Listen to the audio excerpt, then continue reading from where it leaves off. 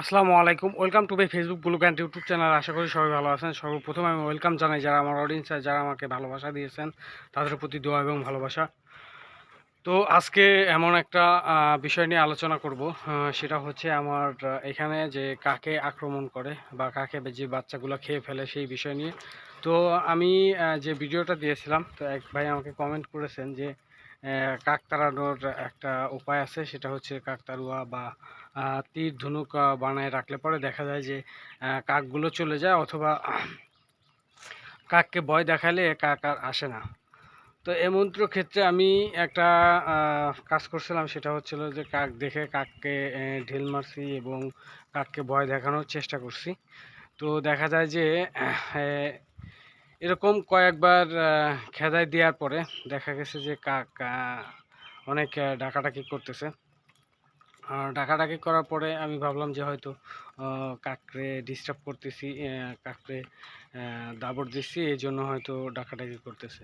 তো ভাই বিশ্বাস করবেন না যে কিছুক্ষণ পরে আমার পাশে যে এত পরিমাণে কাক আসছিল, আমি সেই ভিডিওটা করিতে পারছিলাম না, কারণ আমার ফোনে চার্জ ছিল না, এই জন্য আমি ভিডিওটা দেখাইতে পারি নাই।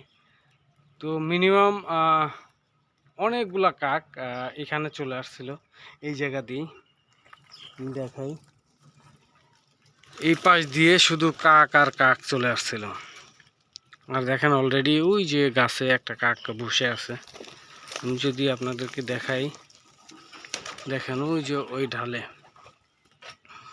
ঢালে কাকটা বসে আছে। মানে ওরা ভয় পাচ্ছে না যে আমি ওদেরকে যে ভয় দেখাচ্ছি বা ওদের তাড়ানোর চেষ্টা করতেছি, সেই ভয়টাই কাকের মধ্যে নাই। ওই যে দেখেন, ওই যে।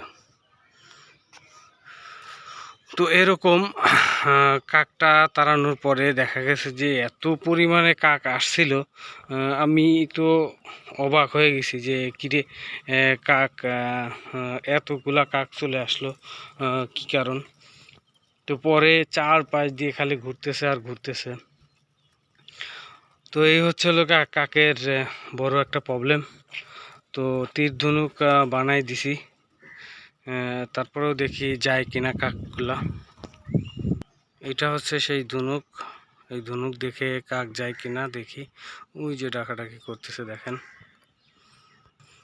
তো কাক এত পরিমাণে যে ডিস্টার্ব করতেছে, যা বলার বাইরে। আসলেও বাচ্চাগুলা একটারও টিকতেছে না, বাচ্চাগুলা সব খেয়ে ফেলতেছে।